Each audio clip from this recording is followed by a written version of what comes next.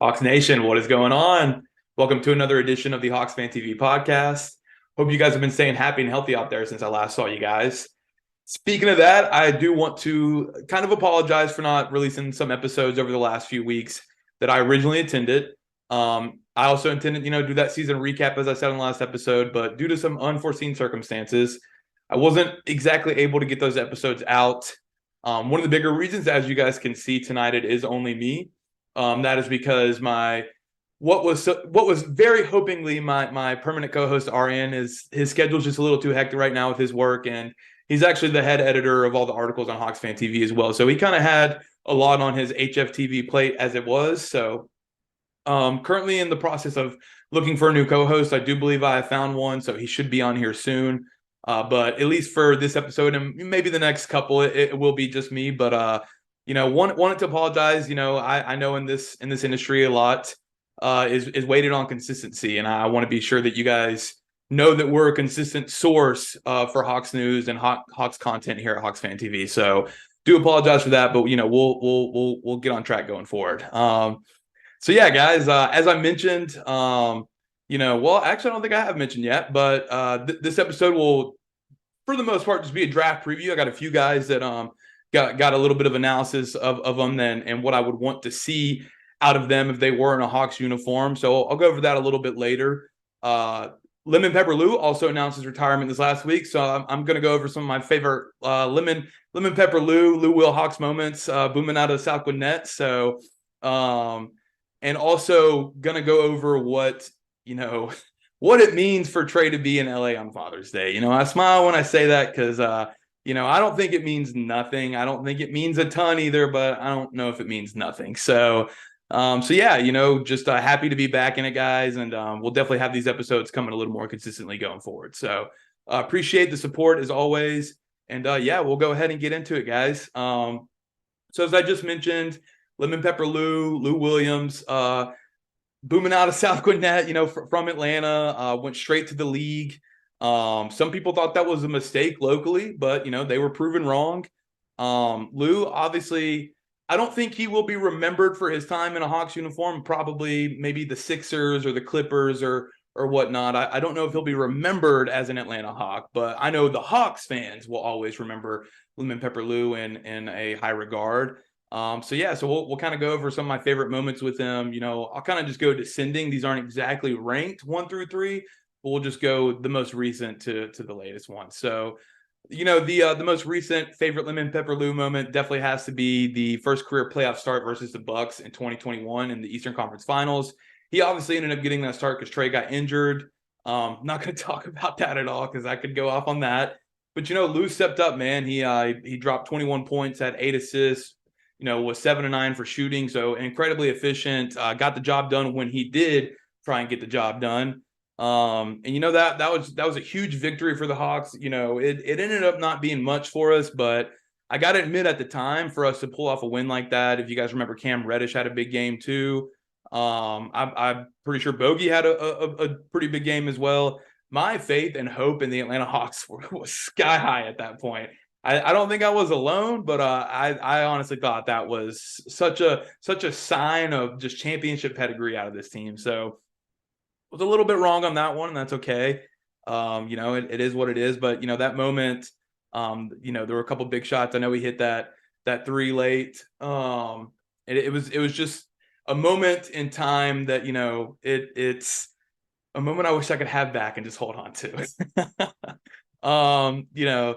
But another favorite Lemon Pepper moment, Alex actually tweeted this from the account. So if you guys do follow the HawksFanTV Twitter account, you've already seen this moment. But it was that Game 5 against Phillies in the series before that. As I mentioned before, the Sixers were a former team, so I'm sure there was a little bit of emotion behind it on that. Even though Lou Will would probably never admit anything like that. Beating Philly in Game 5 with that comeback. We were down, I want to say 26 points. I believe it was 26. It was either 26 or 27, but I want to say it was 26 points we had to come back from. Lou was a huge part of that comeback. It gave us a 3-2 series lead. Philly did go to Atlanta and ended up winning that game to force Game 7. I was unfortunately at that game. But, we obviously won Game 7 in Philly, so no big deal there. He had 13 points in the fourth quarter. Again, hit a huge three to put us up 11. And it just, 13 of his 15 points were scored in the fourth quarter, hit that big three. So clutch was just, the clutchness was just oozing at that point from Lou Will.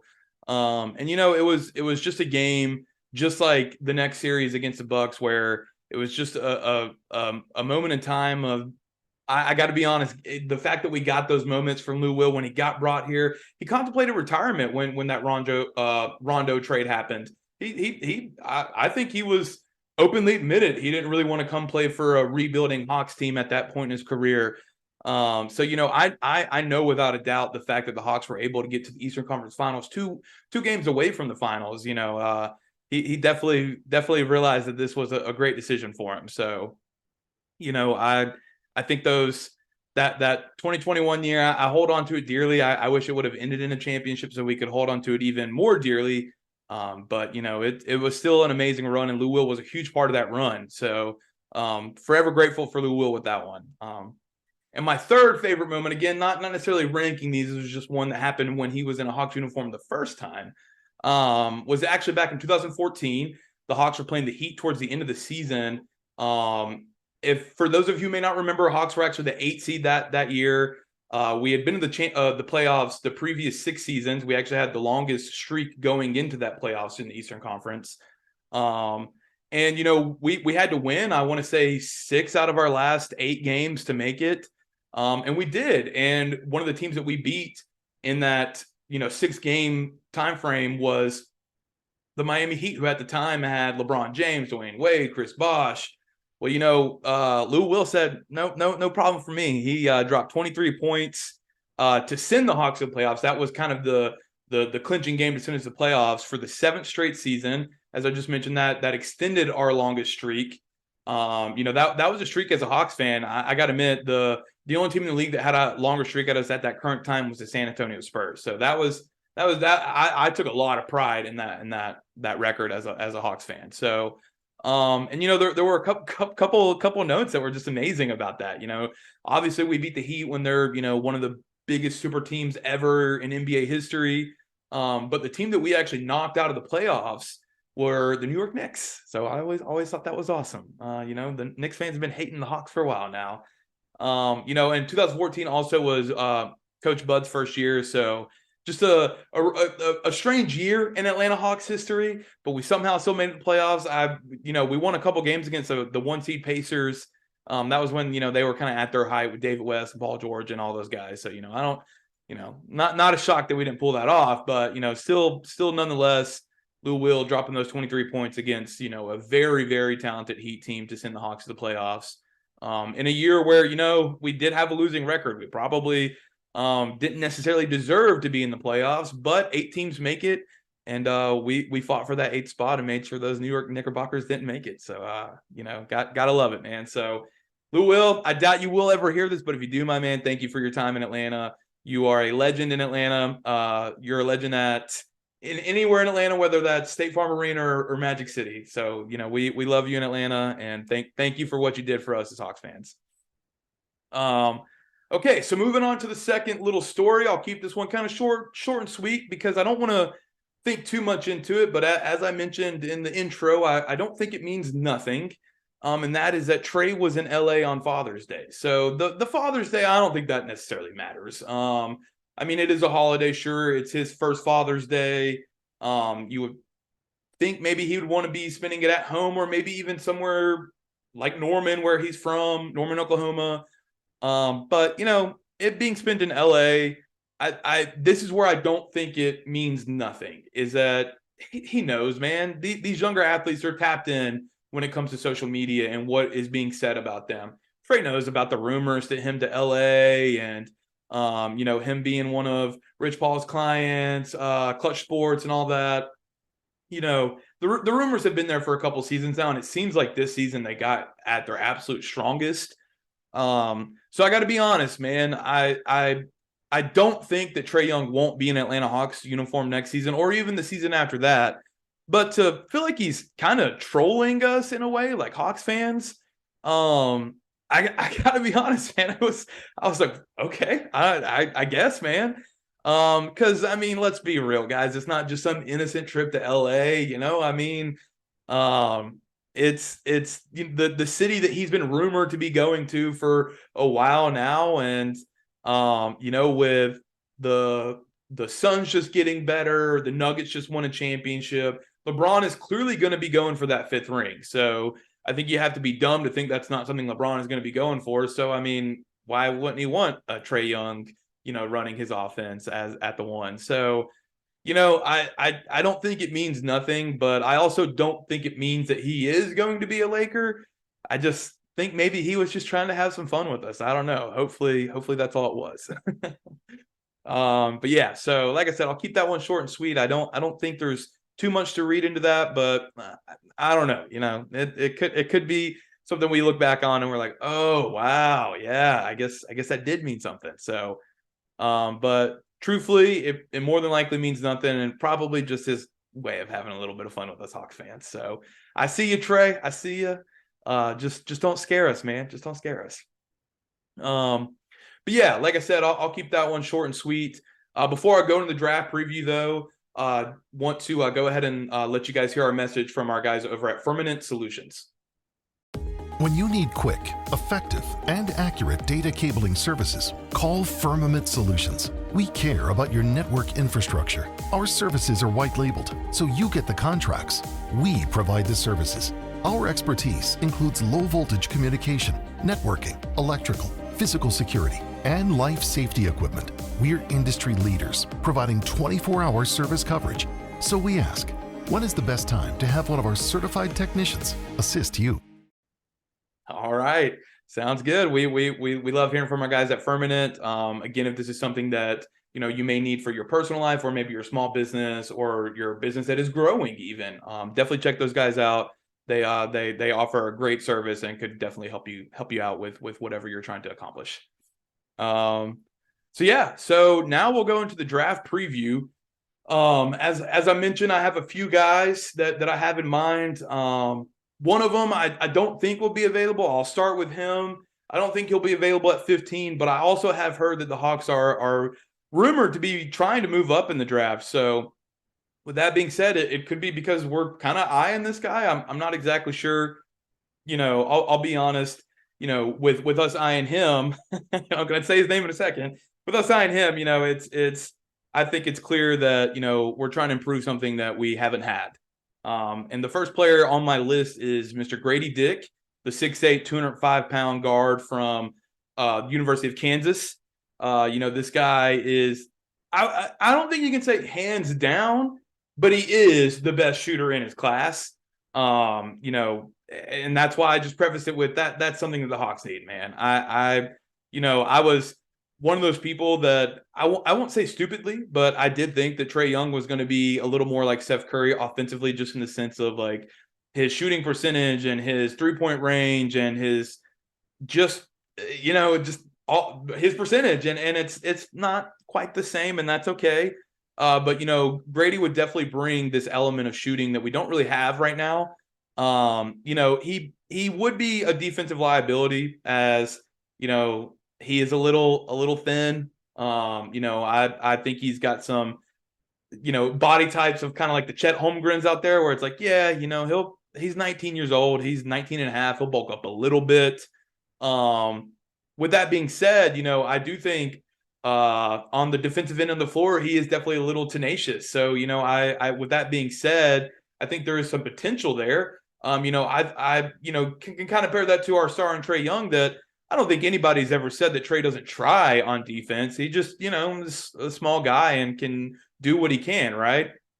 And, Quinn's working on that. I saw Trae Young cookies more in the last 20 games of the season than I think I've ever seen in his career. So I'm excited about Trae Young's defense going forward with Quinn. That's a little besides the point. I'm just saying I do think Gradey's liability on the defensive end is something that could certainly be addressed. And the thing that you just can't really teach, that pure shooter, that pure release that he's got, that is something that Gradey does have. And we need desperately. We do need desperately, this is a guy that obviously with him having the pedigree that he does with his name and at Kansas, he had a ton of good games throughout the season. But, a couple that stuck out to me were, the first round against Howard. I know that's against a 16 seed. And it shouldn't be weighted too much, but we've seen twice already now, 16 seeds beat a 1 seed. So I'm definitely not going to act like, it's Howard is just this joke of a team. I think I even remember Howard being picked by Pablo Torre from ESPN as the 16 seed to beat the 1 seed. So, he dropped 19 points on 13 shots, had 11 rebounds, which the 11 rebounds I like to see because, with him being 6'8", he's, especially at the collegiate level, he's obviously going to be, a little bit bigger than maybe a guard that's on him. So getting those 11 rebounds, I think that's definitely a stat that I would want to see out of someone his size and someone with maybe his, lack of that skill on that end of the floor. Another game that he had huge was against Texas. Texas was a team that really had Kansas's number this year. And the one game that Kansas did beat them in the 3 tries they got, Gradey dropped 21 points on 11 shots, 2 for 3 from 3, had another 4 rebounds. It's, these college games, I think, at least myself, because I covering the NBA, sometimes I look at these stats and I'm like, oh, I guess it's a good game. It's not the same. The statistics and the scoring is not the same. So, 21 points on 7 for 11 shooting in college against a top 5 team, that's pretty dang good, man. That's pretty dang good. So that's something that, I got to be honest, I would gladly have that come and be in a Hawks uniform. And, I'm sure Hawks fans would have a lot of fun with that last name, and the puns would just be flowing on that one. But, I do think he would actually bring a legitimate aspect to our team that is missing currently. And, obviously with him being 19 and a half, no way in hell going to be a starter. It obviously depends on what opportunities he's able to get. Can he shine like an AJ Griffin if given the opportunities? That's yet to be told and yet to be seen if it's going to be in a Hawks uniform. So I do think Gradey would be a great choice for us. But out of the 3 guys I have the most notes on, he's definitely the one that I truly don't see being available at 15. But if we move up, it could be for Gradey Dick. So who knows? But yeah, Gradey Dick would look great in a Hawks uniform for sure. The next guy on my list is a guy that I've actually seen mocked to the Hawks in a couple mocks. So I do think his potential of being available at 15 is much higher than Grady's, and really could ultimately have a higher ceiling than Gradey as well. And that is Cason Wallace, the 6'4", 193-pound guard out of Kentucky. First off, Kentucky guards, I feel like they always perform better in the league than they did collegiately. And that's not saying that they don't perform well collegiately, but, you got your Devin Bookers, you got your Jamal Murrays, you got all these guys that Tyrese Maxey, Emmanuel Quickly, like these guys by no means were bums at Kentucky, but no, man, they weren't all Americans. And in the NBA, they're all NBA or, right below all-star level. So these getting a Kentucky guard at this point, it's like dang near getting a quarterback from Alabama. You're going to be good. You're going to be good. So with that being said, just off the rip, I'd be okay with it. But really, what excites me the most about a Cason Wallace being on the Hawks next year is, unlike Gradey Dick, he is the opposite of a defensive liability. He is, in my mind, hands down the best on-ball guard defender in the draft. Something, again, that the Hawks just kind of desperately need, and something that, I got to be honest with you, when we brought on DeJounte and I thought DeAndre was going to take a leap, and, Jalen and Onyeka were, probably in my mind going to perform even better than they did last year, which is probably a little dumb on my part, but it is what it is. I got to admit this guard play just absolutely dominating us. It's something I'm just over with, man. I thought it was going to kind of slow down in 2023, but if anything, it seems like it got a little bit worse. So, I'll be honest, Cason is somebody that, because of DeJounte and Trae and even Bogey to a degree, no, of course he's not going to get heavy minutes off the bat. But again, just like Gradey, he's about 19 and a half. I want to say exactly 19.5. So he's still super young. He's a guy that I saw on Hawks Twitter today. He was at one of our workouts. So we're definitely taking a look at him.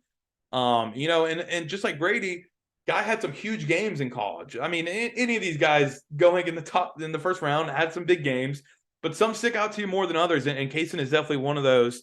This was a loss against Kansas State in the second round of the tournament this last year, but dropped 21 points on 11 shots, man. 9 of 11 shooting, had 9 rebounds as well as a guard.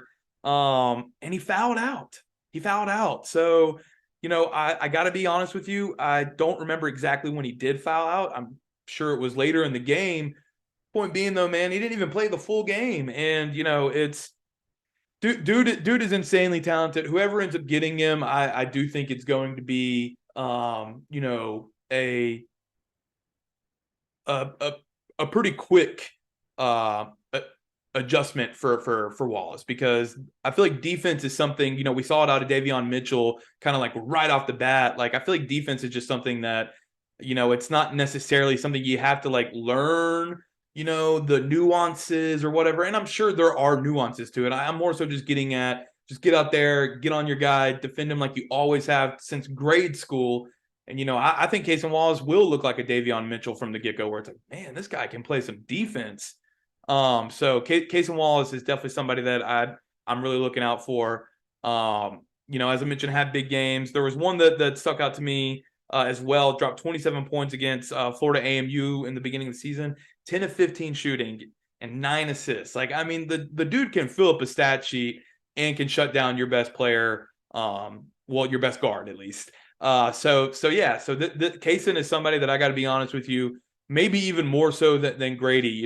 If I had my choice between the two of them, if they're both available, I got to admit, I think I probably am going Cason. But, I think it's at that point you're going to be happy with both. They're just going to do a little bit of different things for you. So, because Cason Wallace, I've seen this comparison. It was a comparison that I had for him, but a current player in the league, obviously the guy that I'm about to say, he's a all-world defender, and, Cason will not be that from the start, but could certainly be that one day, and that's a Drew Holiday. So, obviously Drew Holiday is somebody that a few years ago maybe was just viewed as like, hey, he's a really good player, man. He's a hell of a defender, can definitely drop you 30 points if you need him to. Well, now he's a champion. And, there were a couple games last year in this playoffs where Giannis was out that I want to say it was game 2 against the Heat. But, I mean, Drew went off offensively and defensively. So, getting that comparison for Cason, I think it's pretty accurate, but also someone that, would be a hell of a pick if he ends up being a Drew Holiday. And real quick, the Gradey Dick comparison, I should have included this with him. I'm sorry.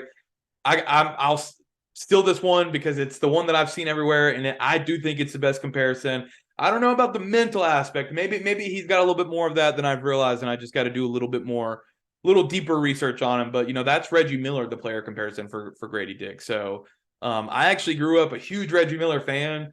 I loved his trash talk. I loved his smooth stroke from three. So, Gradey Dick getting the Reggie Miller comparison, and that definitely made me a little bit more excited for him. But, again, I don't know if he will be available. But moving on to the last guy that I have on my list, this is another guy that, is someone that could very well be already off the board at 15. But in my mind, I've seen him, I saw him in one mock to us. It was a Tankathon. Love that name. And that's Jordan Hawkins out of UConn, the guard out of Connecticut, who obviously just won a national championship. So I think from the get-go could definitely bring legitimate championship pedigree. And I don't mean like, oh, this dude can come in and, help a team win a championship off the bat, but just the idea of, actually knowing what it takes to win it all. I mean, he's got some idea of it, man. The level below the NBA is, Division I NCAA. So he's got some idea of what it may take to be a champion. And Jordan behind Gradey Dick, and in some people's minds may even be above him, is in my mind probably the second best pure shooter in the class. So that's something that, could definitely help the Hawks right away, just like with Dick. And I do think Hawkins is probably more plausible that he's available at 15 as opposed to Dick. But I got to be honest, the worries that I have for Jordan are probably the same ones that I do have for Gradey, and that is that he's pretty lean all over. I don't see great size really anywhere in his body, and that's okay, but that could make your defending of a opposing player a little bit harder. And I will say too, Jordan is, I want to say, almost exactly 2 years older than both Cason and Gradey. So with that being said, I don't know if the argument holds as much that, he's still going to grow a little bit. I mean, he's not done growing necessarily, but he's got 2 more years of growth than Gradey or Cason both have. So with that being said, that definitely makes me worry a little bit, but I got to be honest with you. This is a guy who I would be very happy with if we end up getting him because of his shooting ability. And it's not like he's that much of a liability defensively, because I think you could say the same thing for Gradey for him, that he's tenacious. He's going to get after it. It's not that he's not trying out there. It just may not be as big as the guy next to him. And as we've all seen as basketball fans, there are some players and just some scenarios that it doesn't matter how good of defense you play, they're going to make it, So I see him definitely, getting a hand in the face at any chance he gets, though. So, in the championship pedigree, I feel like a lot of people probably know this at this point, but his cousin is actually Angel Reese, the female basketball player from the LSU women's basketball team, who just won a national championship as well. So he's got it in his blood, man. So, I think their family is at an all-time high right now, and I'm sure he's going to try and keep that going. So, definitely somebody that I would not be, upset with if he landed in Atlanta and we're wearing a Hawks uniform next year.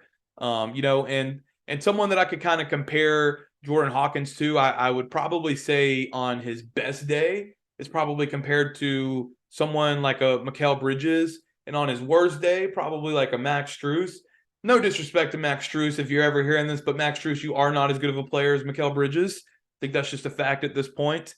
So, I could kind of see that. Maybe even for our little bit of older listeners, maybe a Rip Hamilton from, the late 90s, 2000s era. So just somebody who at the end of the day probably isn't going to be a shutdown defender, but could genuinely drop 30 for you, on any night, because this is a guy who, again, had some big games in his college career, dropped 24 points in the Elite Eight against Arkansas, dropped another 31 points against St. John's earlier in the season. So this guy can light up the scoreboard for sure. So, any 3 of those guys, I'm going to be okay with. I would actually be very, very happy if we got any of those 3 guys. Just like AJ Griffin, man, I'm not going to buy their jersey on draft night, but hey, man, they come in and perform well. It won't take me long to buy that jersey. So, any of those guys I'd be excited for. And, it's one of the best times of the years, guys, is to draft. We're a team that I will proudly say that we have hit on our first round picks the last 2 years, with Jalen Johnson in 2021, and then in 2022, hitting on AJ Griffin. So, it's something that at this point, I actually have a ton of faith that, we can make a good pick and get somebody that can actually produce maybe right away like an AJ, or will actually heavily produce in their second year and especially their third year like a Jalen. So, but hey, guys, those 3 names very well could not be drafted. Another few names to be looking out for. You got Jalen Hood-Schifino out of Indiana. I said earlier in our group message, no disrespect to either of these guys, but it reminds me of like a poor man Spencer Dinwiddie. So I just think he should have a serviceable NBA career, but I got to be honest, I don't know if it's exactly what I think the Hawks need. Another one, Nick Smith Jr. out of Arkansas. He's got some length to him. I think he again could have a very good career professionally, but I don't have as much of a read on him, and I don't know if my confidence is as high in him as the other 3 players previously mentioned. Speaking of our last 2 draft picks, another guy out of Duke, Derek Lively II. He's a guy that he kind of reminds me of Jalen in a way, just this guy who you look at him and you're like, wow, that guy looks like a freak, man. So he could certainly be somebody that, we draft and kind of view him as a little bit more of a project than maybe one of these other guys that we would draft. And with that being said, I got to be honest with you, I don't know if that really attracts me to drafting him. But it's at this point, I wouldn't be upset if we took a Duke player 3 years in a row after the success we've gotten out of Jalen and AJ. So Derek Lively II, I'd definitely be okay with that one. Last name I want to mention too. I really, really don't think this guy's going to be available at 15. But as I mentioned with Gradey, this guy could be a guy that we're looking at to try and move up to. And that's Kobe Buffkin. And, he's just, I mentioned these guys earlier with Cason. Cason isn't exactly the type of player that they are, just more, a Kentucky guard. But, an Emmanuel Quickly, a Tyrese Maxey, I feel like Kobe's got that written all over him. And as we've seen both with New York and Philly, those are 2 dudes that, have really helped out with those squads, especially Maxey. So I would not be upset at all with getting any of those guys. Any of the guys I just named, I'd be okay with. I think this is a draft that, like most years, is a little top heavy. You got a few dudes up at the top that seem to be head and shoulders above everybody else. No pun intended with Victor Wembanyama. But it's a draft that I'm actually finding myself increasingly getting more and more excited for. Especially if it turns out that, as Alex tweeted out from the account earlier today, maybe there is some activity from the Hawks. So we'll see what happens. It's an exciting time, guys. I will say this.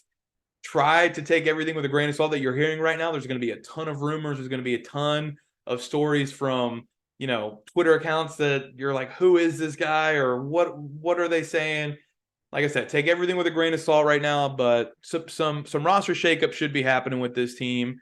I just don't see us running it back. I heard Pat Benson on the radio this week saying we will run it back. And Pat, I got to disagree with you on that one, my friend. I do not see us running it back with this same team. I think the 20-game sample size was large enough for Quinn to be like, yeah, I don't need a full season with this same team to just get back in the play-in and maybe, be on the hot seat at the end of the season. So no, it's not, I don't think it's feasible for us to keep the same team. So take everything with a grain of salt. Changes are going to be made, and just be excited, guys. It's an exciting time, guys. Very exciting time. I promise. I know it doesn't feel like it is Hawks fans, but it's going to be fun. It's going to be fun. So on that note, guys, I'll go ahead and get you out of here. Obviously, thank you guys for the support as always. Be sure to follow us on Twitter and Instagram, both at HawksFanTV. Check out our website at HawksFanTV.com. That's where you'll find all of our articles and some other content as well. As I mentioned, Arian is the head editor. We got two writers right now, Hassan and Mikey, and they're putting out great content. So definitely check those articles out and be looking out for more podcast episodes. Like I said, we'll do a draft recap next week. We'll do some free agency recaps. I got a couple episodes that I'll release around August, maybe early September, a couple Hawks history episodes. It'll be really fun. I think you guys will enjoy those a lot. So just be on the lookout, guys. And thank you so much for the support. And as always, go Hawks, baby.